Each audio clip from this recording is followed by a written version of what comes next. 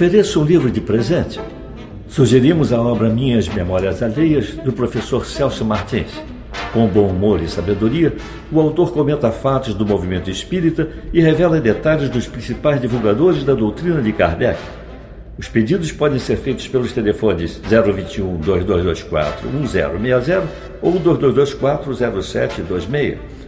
Os livros serão entregues pelos Correios ou podem também ser adquiridos na loja do ICEB, Rua dos Inválidos, 182, segundo andar.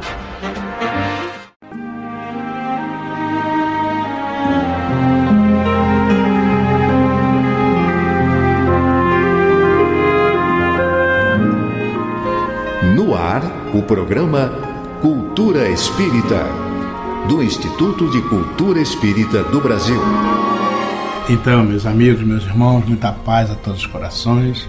Aqui estamos com o nosso programa Cultura Espírita, do Instituto de Cultura Espírita do Brasil. Como sempre, nós convidamos nosso irmão Assaruí Franco de Moraes, que é o produtor do programa, que faça agora a sua saudação aos nossos companheiros. Agradecendo a audiência, o carinho de todos e pedindo a Jesus que abençoe os seus lares. O nosso instituto, aos sábados, como sempre, está aberto a todo o público, né? E oferecemos desde cedo nossas atividades. Das 9 ao meio-dia, o nosso querido companheiro Silvio Cruz Portugal apresenta turmas para iniciantes, né? Doutrina espírita, que são a base do espiritismo, e mediunidade. Não são reuniões mediúnicas, são estudos sobre mediunidade. O nosso Silvio Cruz Portugal, ele tem uma pedagogia especial para quem está começando na doutrina espírita e com isso pode aprender muito bem o ensino que é ministrado. Todo sábado, a partir das 9 até o meio-dia, lá no nosso instituto, Silvio Cruz Portugal.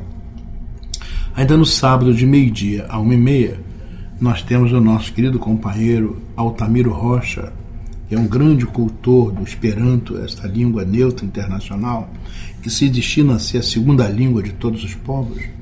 Ele tem 2 turmas de Esperanto básico, 1 e 2, os sábados a partir das 12h30. E no quarto sábado, como é esse que nós vamos entrar agora, nós temos a nossa querida amiga, irmã, nossa vice-presidente, Maria Amélia Braguilhori Serrano, está apresentando a obra de André Luiz, Libertação. Na verdade, é uma obra muito importante, né? Seguida aqueles ensinos, aqueles livros básicos, né? Que o nosso André Luiz abriu praticamente uma vereda nova, né? Através da mediunidade abençoada do nosso querido Chico Xavier. Então, das 13h30, nossa vice-presidente Maria Amélia Braguilhori Serrano estará apresentando estudo assim, continuado, né, da obra Libertação. E às 15h, nesse dia 26, nossa querida amiga, irmã Zita Flora, que vem dos velhos tempos da evangelização, né? Nossa querida companheira que dirige a área de educação do ser integral no Lar Fabiano de Cristo, né? Viaja pelo Brasil inteiro, levando essa mensagem maravilhosa da educação transformadora, né? Ela estará falando sobre perdão e auto-perdão, dentro da visão de religião espírita, né? É um seminário maravilhoso sobre perdão, que fica à disposição de todos aqueles que quiserem assistir. Então, Zita Flora de Almeida, às 15h, e como sempre, das 3 às 4h15 é a exposição, há um pequeno intervalo, e depois entre 4h30 e 5h, as pessoas voltam e podem concordar, discordar, acrescentar, perguntar. É muito importante isso, né? Está lá à disposição de todos, com esse conhecimento muito bom e apresentado de maneira muito clara, muito simples, muito objetiva, por essa professora maravilhosa que é a nossa querida amiga irmã Zita Flora de Almeida. Nós estamos lá na Rua dos Inválidos, 182, no segundo andar, no centro. É um prédio do CERJ, né? Conselho Estadual Espírita do Rio de Janeiro, que nos cede graciosamente para que possamos apresentar nossa atividade. Nossos telefones estão à disposição de todos, 2224-1060, 2224-0736. Né? Então, também estão disponíveis pelo nosso e-mail, Instituto de Cultura Espírita do Brasil, do BR, gmail.com. Repetindo, Instituto de Cultura Espírita do BR, gmail.com. Ou ainda o outro e-mail, culturaespírita@oi.com.br. Colocamos à disposição de todos também o nosso site, www.portaliceb.org.br, e lá dentro nós temos o www.tviceb.com. Nesse www.tviceb.com estará este programa, estão programas anteriores, nossas aulas, programas de televisão. Então, pela internet, você pode acessar toda a atividade do nosso ICEB. Nós queríamos dar também uma notícia aqui a todos vocês, que é muito importante, né? Com o apoio do Ministério das Relações Exteriores, do Ministério das Relações do Brasil, né? Acontecerá agora no dia 26 de maio o primeiro movimento Você e a Paz na Suíça. Esse movimento foi fundado no Brasil em 1998 por Divaldo Pereira Franco, né? E vem crescendo, tomando dimensões agora internacionais.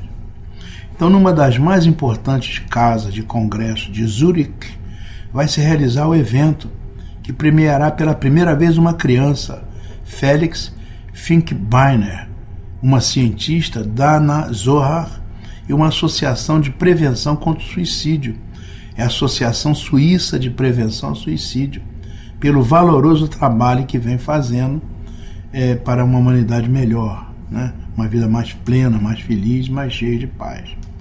Esse evento vai ser traduzido para o alemão, para o português, para o inglês e ainda aquela linguagem de sinais para deficientes auditivos. Mas aqui vai ser em idioma alemão. Ah, bom. Né? Então é um convite para que as pessoas participem, né? E a gente fica muito feliz, né? Porque são pessoas especiais, muito especiais, que vão falar, né? E são pessoas que realmente estão construindo a paz. E mais a gente vê o nosso Brasil, coração do mundo, parte do Evangelho, com o talento excepcional de Divaldo Franco, né? Que já aos 85 anos de idade continua construindo um mundo melhor, né? Sem medir esforço, sem ter dúvida nenhuma, e colocando a sua vida a serviço do bem. Então que Jesus abençoe o nosso Divaldo, e ficar aqui para nossa alegria, né? Essa informação na abertura mesmo do nosso programa. Vamos agora ouvir a nossa biografia, que o nosso querido Assaruí dessa vez separou uma pessoa que é até nome de rua, conhecida aqui no Meia, né? Vamos lá? Pois é, nós estamos falando de Francisco de Menezes Dias da Cruz. É uma coisa interessante, César, que nesse mesmo período de existência dele, aquele que coincide com o início da Federação Espírita Brasileira, e também naquele momento bastante crítico e especial da implantação, né, da afirmação do Espiritismo como uma doutrina salvadora, né, e principalmente aqui no Brasil, né, fazendo parte dos círculos culturais, médicos, cientistas, advogados, filósofos, membros da corte, enfim, havia toda uma nata, vamos chamar assim, uma elite de intelectuais e de cultura que estava tentando defender e mostrar a importância que o Espiritismo tinha. Quase todos eles, hoje em dia, são nomes de rua no Rio de Janeiro, né? Nós temos aí o Dias da Cruz, temos Aristides Espínola, temos o Elias da Silva. O Elias da Silva, tem ali no Estácio, né, onde está inclusive o Centro Espírita Bezerra de Menezes. Isso. Enfim, tem rua. Allan Kardec, do Engenho Novo, tem uma rua chamada Allan Kardec. Enfim, todo esse grupo, né, hoje em dia é homenageado como nome de rua, sinal de que o trabalho deles frutificou e foi extremamente importante. O nosso biografado de hoje é o Francisco de Menezes Dias da Cruz, como eu disse, né, que nasceu no ano de 1853 aqui no Rio de Janeiro. Ele, imagina você, tão jovem, muito pequeno, muito ainda, ele já era professor de matemática no Colégio Pinheiro, que é o colégio onde ele estudou e concluiu o curso de Humanidades. Olha que coisa curiosa. Ele primeiro concluiu um curso de humanidades, ou seja, o curso de humanidades na época era aquele curso que dá o conhecimento geral, entra a parte de filosofia, ciências e por aí vai. Mas ele queria mesmo, na verdade, era formar-se em medicina. E foi o que ele fez. Ele foi estudar medicina, tornou-se um médico bastante afamado, conhecido no Rio de Janeiro, e foi um dos baluartes, um dos grandes defensores da homeopatia. Tal foi a importância de Dias da Cruz no cenário médico do Rio de Janeiro e do Brasil, que ele fundou uma escola que durante anos e anos e anos, ela está aí até hoje, inclusive, a Escola de Medicina e Cirurgia do Rio de Janeiro. Ela começou chamando o Instituto Hahnemanniano por causa do Dias da Cruz, ele que fundou e levou avante, né, o trabalho da homeopatia. Logo que ele se formou, né, ele foi abalado por uma tragédia, porque o pai dele foi ferido a baioneta na igreja de Sacramento. Essa história aí, segundo se relata, né, o pai dele foi confundido com uma outra pessoa e o indivíduo atacou com uma baioneta e o pai dele então veio a falecer como resultante disso. O Dias da Cruz também teve, por causa talvez da formação em humanidades dele, né, ele foi bibliotecário durante anos na Câmara Municipal e, curioso, foi demitido quando a República foi proclamada porque ele foi acusado de monarquista. E o que não era verdade, mas, enfim, devido talvez às amizades dele, devido à relação dele, né, ele foi confundido e assim ficou. Muito bem, o Dias da Cruz era um homem de grande e vulgar cultura. Ele preocupava-se, como eu já disse, né, com a ciência homeopática. Né? Só que chegou uma ocasião, ele já era uma pessoa conhecida, chegou ao conhecimento dele que o espírito do pai dele desenvolveu um programa de caridade através de médiuns receitistas lá na Federação Espírita Brasileira. E ele então resolveu ir lá para assistir, para ver isso, mas foi com um espírito cético e crítico, porque ele era uma pessoa muito fechada para essas coisas, né? Muito bem.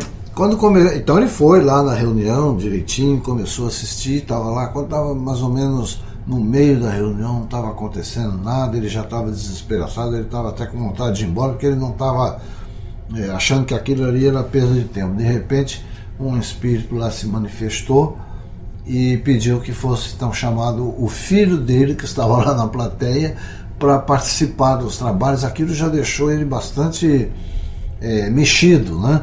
Como se dizia, porque afinal de contas ele estava ali, de uma certa forma, ele estava incógnito ali, o pessoal não sabia o que ele estava ali. E assim que ele se aproximou lá da mesa, foi então lembrado a ele que o pai lembra-se daquele fato assim que aconteceu numa pracinha assim assado, e ele então ficou extremamente impressionado com aquilo, porque era um fato que só ele e o pai conheciam. E a partir dali então ele começou a se interessar, procurou saber como é que funcionava o espiritismo e veio acabar se tornando um dos líderes do movimento espírita. Ele foi presidente da Federação Espírita Brasileira, foi vice-presidente da Federação Espírita, e através então do seu conhecimento de homeopatia, médico, e como médium e como trabalhador, ele contribuiu e deixou uma margem muito grande de trabalho e de ajuda dentro do movimento espírita brasileiro. O nosso doutor Bezerra, nosso doutor Dias da Cruz, né, foi grande importância no movimento espírita, né, e ele adquiriu assim uma notoriedade muito grande, não como espírita e como médico, né, muito bom. Que Jesus o abençoe onde ele estiver, e aí fica aqui a nossa reverência, a nossa homenagem a esse grande espírito que não só ajudou a construir o espiritismo no Brasil, como também a homeopatia, né? Que Jesus o abençoe sempre. Vamos então ao nosso breve intervalo e retornamos daqui a pouco. Instituto de Cultura Espírita do Brasil.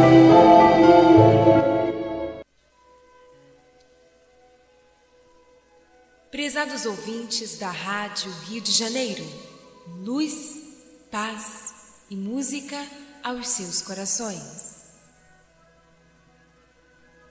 Música para a vida. Se porventura sofres, para, pensa e confia em Jesus. O Mestre nunca nos abandona. Deixe tocar em seu coração a milagrosa música da vida. Vida que é sinônimo de eternidade. Na completude de sua obra, o artista cria e recria mecanismos que expressam além de seus sentimentos, a áurea que carrega em sua alma. Por isso, estejamos atentos às músicas que ouvimos e que cantamos. Procuremos nos aproximar do que nos eleva. Procuremos sentir as malhas sensíveis do nosso ser envolvidas pelas vibrações sonoras. Atualmente, nos deparamos com a música de consumo. Busquemos ainda, por mais complexo que possa parecer, as obras que sejam eivadas de bons propósitos. Quem dá ouvidos às amarguras sofre constantemente na solidão.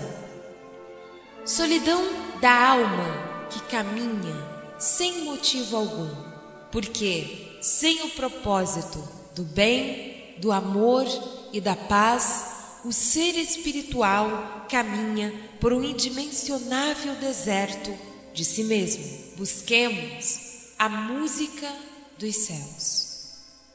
Ouçamos a voz canora dos pássaros, acompanhados de uma boa leitura. Traçamos assim os caminhos verdadeiros que nos levarão à felicidade. Aprendamos que a nossa felicidade consiste na felicidade de todos à nossa volta. Os espíritos superiores preconizam a importância da dedicação espiritual a favor da restauração dos conceitos que há tempos perduram como leis pela humanidade. Pedro, embainhe a sua espada, asseverou o Mestre. Quem com ferro fere, com ferro será ferido, alerta a sabedoria popular. Caminhemos em passos firmes em direção do bem comum. Desejemos a alegria de viver a todos os nossos irmãos. O Espiritismo aí está, consolando, transformando, sinalizando, ensinando, esclarecendo. Estejamos, pois, atentos. Toda a cartilha está no Evangelho. A comunicação dos Espíritos a Kardec culminou e retomou as nossas lembranças, na mostra da responsabilidade que temos perante nós mesmos. A paz de consciência ainda é de valor inestimável. O Livro dos Espíritos grafa em nossas almas as atualidades perpétuas em nossas vidas. As ferramentas estão por toda parte à nossa distribuição. Trabalhemos. E como a música pode nos ajudar? A música é um canal veicular que nos auxilia a trabalhar com mais alegria e com mais sensibilidade. O materialismo, há tempos, extraiu dos homens o sensível de suas almas. A matéria aqui está, à nossa disposição, para nos servir de ferramentas hábeis na construção do mundo novo. Dvorak Beethoven e tantos outros expoentes da música nos mostraram em gloriosas sinfonias a beleza da vida e o despertar de um mundo novo. Puccini retratou os sentimentos, tendo como máter o amor. Villa-Lobos demonstrou a paixão e o respeito pelo seu país e a gratidão com a natureza e seus elementos. Francisca Gonzaga demonstrou a força do espírito, mesmo quando sob o corpo feminino. George Gershwin venceu o véu do preconceito. Mozart mostrou a sublimidade dos fatos, a beleza da música. Bach e Handel, o respeito a Deus. Handel, Schumann, Schubert e Tchaikovsky, a vida em movimento em todas as dimensões. Pavarotti, Callas e tantos outros deram vozes às emoções. E nós? Nos cabe apenas prosseguir com fé, porque a fé, de fato, transporta montanhas. E a música, de alguma forma, transporta o amor. Querido amigo ouvinte da emissora da Fraternidade Rádio Rio de Janeiro, 1400 AM, você está ouvindo o programa Cultura Espírita do ICEB.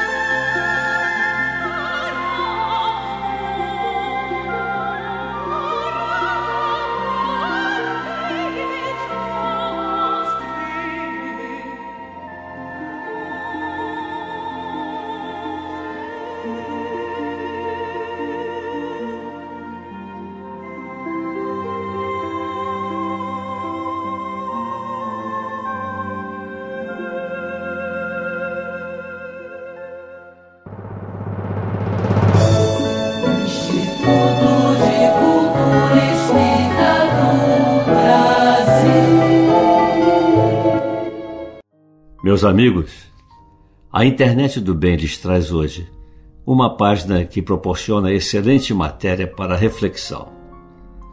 Ela nos fala da importância de cada um de nós para o grupo a que pertencemos e, reciprocamente, da força que o grupo nos proporciona, da qual não podemos prescindir.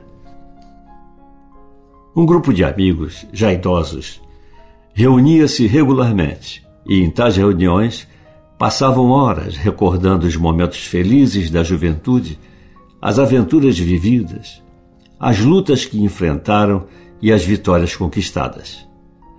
Muitas histórias alegravam aquelas reuniões, de modo a nem perceberem o tempo que passava célere. Um dos integrantes do grupo, porém, até então assíduo àquelas reuniões, deixou de frequentá-las sem apresentar qualquer justificativa e, sem comunicar a ninguém, afastou-se definitivamente do grupo. Após algumas semanas, um dos membros do grupo, preocupado com o que poderia ter acontecido ao amigo, decidiu visitá-lo. Era uma noite muito fria. O visitante encontrou-o em casa, a sós, sentado diante da lareira, onde o fogo estava brilhante e acolhedor. Adivinhando o motivo da visita, o amigo deu-lhe as boas-vindas e ofereceu-lhe uma cadeira confortável ao lado da sua, em frente à lareira, permanecendo quieto, calado, na expectativa de um diálogo. Seguiu-se um longo período de profundo silêncio. Os dois homens simplesmente admiravam a dança das chamas em volta da lenha que queimava. Depois de alguns minutos, o visitante foi até a lareira, examinou as brasas que se formavam e, cuidadosamente, escolheu uma delas, a mais incandescente de todas, e, empurrando-a para fora do braseiro, afastou-a das demais. Sentou-se novamente, permanecendo em silenciosa imobilidade. O anfitrião prestava atenção a tudo, fascinado, igualmente imóvel e calado. Dentro de pouco tempo, a chama da brasa solitária diminuiu e, depois de um brilho momentâneo, apagou-se num instante. Nenhuma palavra tinha sido pronunciada entre os dois amigos desde a protocolar saudação inicial. Dentro de pouco tempo, o que antes era uma festa de calor e luz, agora não passava de um pedaço de carvão, frio e morto, recoberto de uma espessa camada de cinzas. Antes de se preparar para ir embora, o visitante movimentou a brasa que se apagara e colocou-a novamente no meio do fogo. Quase que de imediato, aquilo que se transformara em um pedaço de carvão frio e inútil voltou a ficar incandescente, produzindo uma chama vigorosa, alimentada pelo calor das labaredas das brasas ao seu redor. Quando o amigo se aproximou da porta para sair, o seu anfitrião disse-lhe: "Obrigado pela visita e pelo belíssimo sermão. Retornarei em breve ao nosso grupo de amigos, que muito bem me fez." Reflexão. Aos membros de um grupo, vale lembrar-lhes que, quando juntos, a brasa de cada um forma a chama que aquece o grupo. Afastando-se, essa brasa perde o brilho e o calor. Cada um que se isola permanece distante da energia que mantém acesa a sua brasa, e esta não demorará a apagar-se. Aos componentes de um grupo, convém lembrar-lhes que eles também são responsáveis por manter acesa a chama da amizade entre cada um dos seus membros e de promover a união entre todos, para que o fogo seja sempre realmente forte, eficaz e duradouro. Meus amigos, as mensagens divulgadas neste bloco ficam à disposição do público em duas modalidades. Primeira, apenas em áudio, inserida no contexto deste programa, juntamente com as demais matérias que compõem a edição do dia considerado. Para ouvi-la, basta acessar o portal do ICEB, www.portaliceb.org.br. Segunda opção, em PPS, isto é, apresentação de slides em PowerPoint, que pode ser visualizado e baixado do portal do ICEB. Para isso, na margem esquerda da página encontra-se o menu completo. Clique na opção Internet do Bem. Ali estão todos os PPS apresentados desde a inauguração deste bloco. Gratos pela gentil atenção, aqui nos despedimos, com votos de uma semana de muita paz. Instituto de Cultura Espírita do Brasil. Olá, meus amigos, meus irmãos, estamos retornando com o nosso programa Cultura Espírita do Instituto de Cultura Espírita do Brasil pelas ondas amigas da Rádio Rio de Janeiro, 1400 kHz, e contando, como sempre, com a presença e a ação especial do nosso técnico de som, nosso engenheiro, Toninho Barbosa, que fica ali arredondando as nossas vozes, melhorando nossa condição para que minimamente o programa possa ser bem apresentado nessas ondas amigas da nossa Rádio Rio de Janeiro. Neste momento agora vamos responder as perguntas enviadas pelos nossos ouvintes, conforme nossos irmãos sabem, pelos nossos telefones, que já falamos aqui, ou então usando os e-mails, as pessoas podem enviar perguntas. O Assauri faz uma seleção, né, de perguntas para que nós respondamos aqui a questões que atendam a grande quantidade de pessoas que estão perguntando coisas semelhantes. Hoje nós vamos responder a nossa irmã Maria de Jesus Salles Pinto, ali de Copacabana, aqui do Rio de Janeiro. A Maria de Jesus nos manda duas questões. A primeira: tenho uma amiga que é de religião evangélica e ela se disse muito ofendida porque ouviu dizer que o Espiritismo diz que a Bíblia é um erro. Isso é verdade, sabe? Olha, Maria de Jesus, eu fico estarrecido quando vem essas questões, porque seria um total contrassenso o Espiritismo, né, dizer que a Bíblia é um erro. O que nós podemos dizer à sua amiga que ficou ofendida é de que isso não é verdade e, portanto, não há motivo para ela se ofender com uma afirmação dessa natureza, né? O que se observa, Maria de Jesus, à luz da doutrina, é que os livros da Bíblia, eles devem ser lidos à luz da razão e do bom senso. Quando eu falo os livros da Bíblia, eu estou falando tanto os livros do Velho Testamento quanto os textos canônicos do Novo Testamento. Eles devem ser lidos à luz da razão e do bom senso. Allan Kardec, ele nos esclarece ao analisar as contradições entre a Bíblia e a ciência com relação à criação do mundo. Ele diz o seguinte: devemos concluir que a Bíblia é um erro? Não. Mas sim que os homens se enganaram na sua interpretação. Isso está no Livro dos Espíritos, capítulo 3, 59. Quer dizer, não é só uma interpretação à luz da letra que ele está. Né? Aquilo tem algumas alegorias, alguns significados que a gente tem que analisar.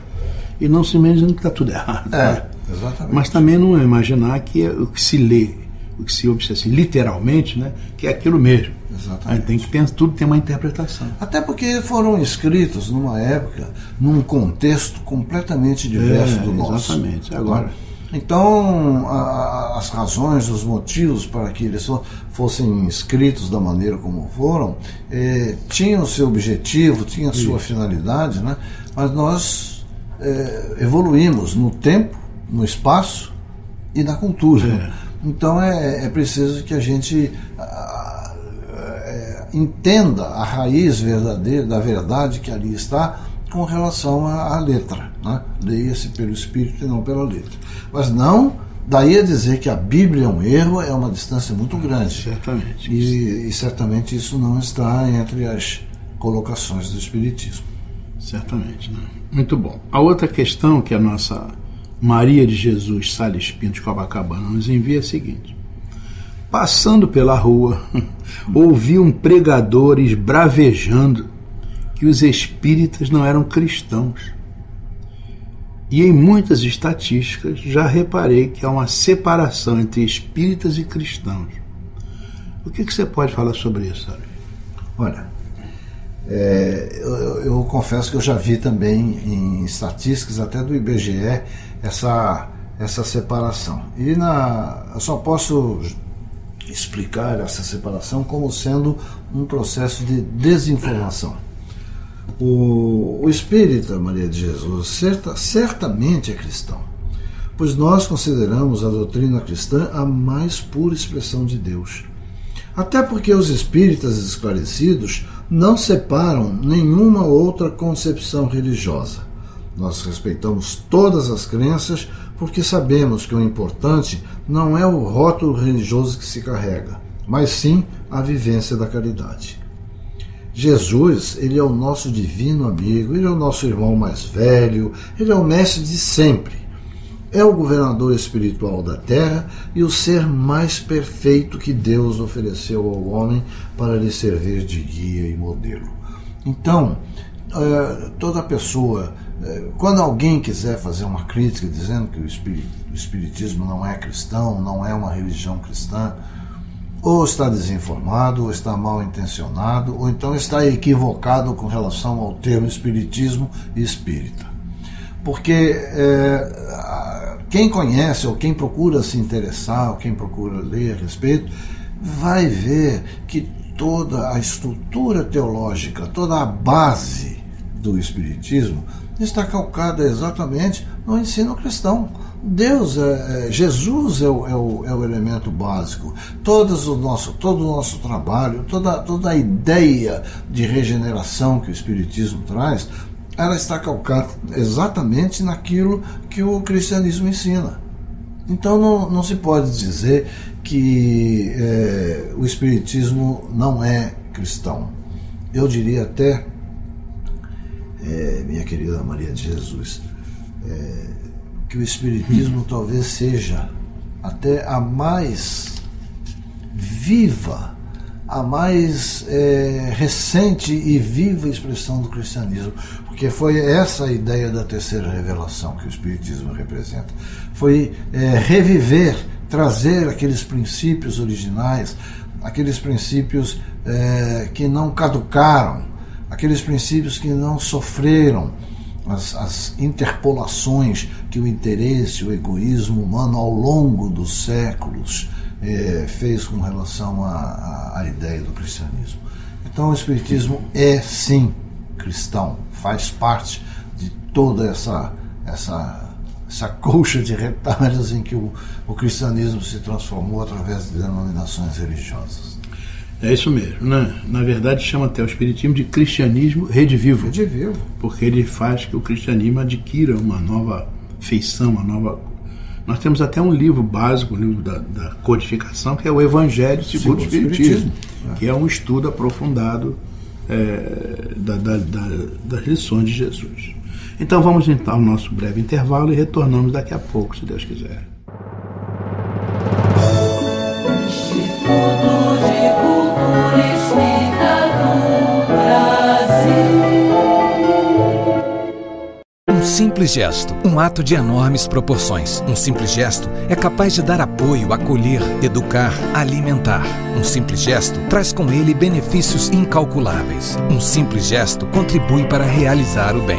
Participe para que a rede social do bem possa aumentar a sua capacidade de multiplicar as suas ações sociais. Pratique isso na hora que você for pagar a sua próxima compra. Use o cartão de crédito exclusivo O Bem. Peça já o seu cartão. Ligue 0800 644 2273.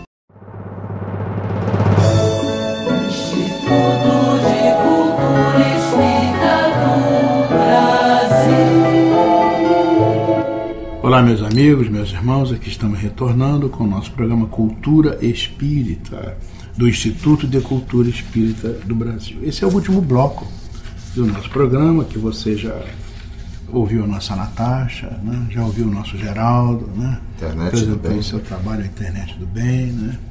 E então esse programa variado, né, do nosso Instituto, que nós queremos que seja de cultura e, portanto, que seja de prazer, de satisfação, né?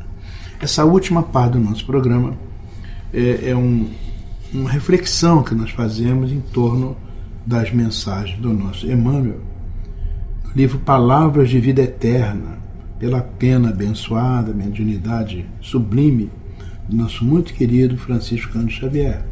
Esse livro, Palavras de Vida Eterna, foi publicado pela editora Comunhão Espírita Cristã, de Uberaba, em Minas Gerais. Então, Hoje o nosso Assaruí separou aqui a lição que se chama Socorro e Concurso. Emmanuel sempre faz uma reflexão em torno de uma passagem citada pelos evangelistas. Dessa vez, Marcos 8:5, quantos pães tendes? Foi a pergunta que Jesus fez naquele célebre episódio que gerou a multiplicação dos pães, não é isso? E o nosso querido Emmanuel diz assim: observemos que o Senhor, diante da multidão faminta, não pergunta aos companheiros de quantos pães necessitamos, mas sim quantos pães tendes. Isso quer dizer que é partir, né, de alguma coisa existente para fazer aquilo crescer. Diz o nosso Emmanuel: a passagem denota a precaução de Jesus no sentido de alertar os discípulos para a necessidade de algo apresentar a providência divina como base para o socorro que suplicamos. Quer dizer, não se pode partir do zero. Tem que ter alguma coisa, né? Tem que ter uma boa vontade, uma boa intenção. Ou seja, tem que ter um patrimônio espiritual, né, para que você se apresente à presença divina e essa ação misericordiosa da providência multiplique esse patrimônio espiritual. Continua o nosso companheiro: em verdade, o Mestre conseguiu alimentar milhares de pessoas, mas não prescindiu das migalhas que os apóstolos lhe ofereciam. É isso mesmo, né? Então havia um patrimônio básico, que era pequenininho, né? Mas com a boa vontade e o amor de Jesus e o conhecimento que ele tinha, né, das leis, ele pôde utilizar esses recursos para que aquilo ali crescesse a benefício daquela multidão que lá estava. Pois é, César, você repara bem, no bloco que nós tivemos de respondendo as perguntas, quando nós estávamos falando especificamente sobre a questão do espiritismo, né, e da função dele, de como ele funciona, digamos assim, nos corações humanos, você repara bem uma coisa: nós espíritas não enxergamos nesse fato aquele milagre misterioso sem explicação. Nós sabemos, e como você acabou de dizer, Jesus, como o grande mestre, o governador do orbe, ele tem um conhecimento. O conhecimento já é inato nos grandes espíritos, né? Então ele tem o conhecimento de fazer, estabelecer uma replicação da matéria que nos foge completamente como fazer ou do que faz. Então isso nos assombra, isso nos torna impressionados, como é que pode fazer isso, tal. Mas na verdade nós entendemos e sabemos que os recursos espirituais, e principalmente dos grandes e iluminados espíritos, eles podem fazer isso porque é um processo natural. No nosso ambiente, né, e é por esse motivo que ele precisava de uma matriz. Isso. Porque aquela matriz é que, pegando os recursos da energia, foi replicando os pães. Foi uma clonagem. Foi uma clonagem. Agora, por que Jesus fazia essas coisas, César? Ele queria o quê? Ele era um prestidigitador, ele queria impressionar a multidão, ele queria fazer o quê? Ele queria nada mais, nada menos de que as pessoas pudessem entender e chamar a atenção das pessoas para uma coisa chamada cristianismo. Ele queria chamar a atenção para as lições dele. Ele sabia que era importante que alguma coisa impressionasse aquelas multidões para que eles então prestassem atenção no que ele estava falando. E isso é até hoje, César. Você pode reparar, ninguém presta atenção numa mensagem edificante se essa mensagem edificante não estiver ou precedida ou envolvida em alguma coisa que efetivamente atraia, chame a atenção das pessoas. Então, o recurso da multiplicação dos pães foi um dos muitos que ele aplicou para poder então passar a sua mensagem, né? E isso nos ensina também, muitas vezes, que nós temos que procurar o conteúdo Na verdade, nessa passagem, o conteúdo era a lição do Evangelho e não necessariamente os pães se multiplicando. É verdade, é verdade. Aliás, isso também não é uma exceção. Eu vi um vídeo, acho que é bastante conhecido, do Sai Baba, né? Sim. Em que ele coloca a mão dentro de uma espécie de uma panela, um pote, né? E começa a descer o vibute, né? E aquilo é interminável, vai uma quantidade imensa, né? É o mesmo processo. Naturalmente, Sai Baba é uma grande alma, né? O próprio Divaldo visitou e faz essa referência, né? Um avatar, né? Ele conhece também esses mecanismos, né? E é capaz, há muitas histórias de materializações, coisas e tal, né?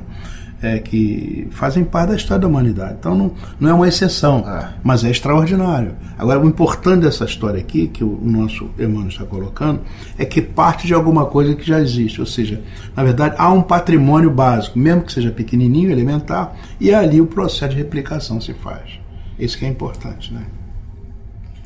Então, diz o nosso querido amigo, o ensinamento é precioso para a nossa experiência de oração.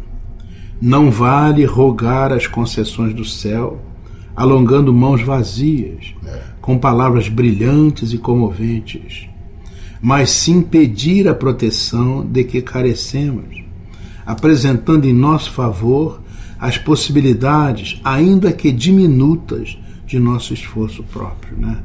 Quer dizer, as pessoas gostam muito daquela exterioridade, aquele discurso, aquela coisa, né? Mas se não tiver uma base de onde parta isso, vai acabar não acontecendo nada, né? Então diz o nosso Emmanuel, não adianta solicitar as bênçãos do pão imobilizando os braços no gelo da preguiça. Não adianta solicitar as bênçãos do pão imobilizando os braços no gelo da preguiça, como é de todo impróprio rogar os talentos do amor, calcinando o coração no fogo do ódio. Olha que isso imagem daí belíssima, né? Porque realmente rogar os talentos do amor, calcinando o coração. Quer dizer, o coração está incendiado, né, de ódio. E aí você faz um discurso do amor, não adianta nada, né? Na verdade, é muita coisa assim de exterioridade, a realidade profunda que interessa. Continua o nosso Emmanuel. De certo o Senhor operará maravilhas no amparo a todos aqueles que te partirem a marcha. Realmente, né? Como você falou ainda há pouco, essas grandes almas, Jesus, acima de todos, né? Eles sabem de coisas que nós não temos nem ideia. Imagina, Jesus, há quase 5 bilhões de anos atrás, Jesus já participou da criação da nossa Terra, do nosso planeta. Como é que ele fez isso? Né? Então existiam os elementos, né? Os elementos do princípio material, do princípio espiritual, e a mente dele agiu para que esse encontro pudesse produzir essa organização aqui da Terra, né? Não, o próprio planeta Terra, né, ele foi um laboratório durante cerca de 45 mil anos, mudando o continente, alterando os recursos vegetais, os animais, aquela questão mesmo dos dinossauros e répteis, enfim, tudo aquilo era um processo experimental para quê? Para que pudesse processar o êxodo de Capela e durante os últimos 25 mil anos houvesse a formação básica do Homo sapiens sapiens como nós temos hoje. Então você vê, é o que ele diz aqui, de certo, o Senhor operará maravilhas no amparo a todos aqueles que te partilham a marcha. Ele sabe de coisas que nós não sabemos. Né? Recentemente nós estamos descobrindo aí a intimidade da matéria, recentemente, né? A gente fica assustado, matéria, antimatéria, as questões da física quântica a gente não entende ainda direito, né? Enfim, são coisas para nós assim muito complicadas no nível evolutivo que nós estamos, né? Mas para os espíritos do padrão Jesus Cristo, eles conhecem essas regras, essas normas e trabalham nisso, assim como organizaram os fundamentos da nossa natureza, né? Eles organizam assim coisas que não têm a menor ideia como é que isso aí funciona. Agora, certamente obedecem determinadas regras, leis que eles conhecem, nós não. muito lentamente nós fomos criando a matemática, a geometria, a física, a química, ainda estamos, a astronomia, né? Estamos avançando, estamos muito longe, né? Muito longe de compreender o nosso mundo, compreender a nossa galáxia, né? O nosso cosmos, não estamos muito longe de compreender isso. Mas esses espíritos sabem isso perfeitamente e são verdadeiros ministros de Deus. E conhecendo profundamente essas leis, eles agem com a sua mente poderosíssima para a criação de todas as coisas. Então isso não tem milagre, é simplesmente evolução. Então diz ele, de certo o Senhor operará maravilhas no amparo a todos aqueles que te partirem a marcha. E continua, dispensará socorro aos que amas, transformará o quadro social em que te situas e exaltará o tempo doméstico em que respiras. Isso quer dizer assim, né? A gente pode orar pela nossa família, orar pela nossa vida. Quer dizer, se você já tem algum patrimônio, é uma migalha, né? Mas você tem algum patrimônio, em cima disso, há uma replicação da bondade divina que permite que as coisas aconteçam, coisas boas aconteçam, né? Por isso que ele dispensará socorro ao que ama, transformará o quadro social em que te situas e exaltará o tempo doméstico em que respiras. Você veja, olha que interessante, transformará o quadro social em que te situas.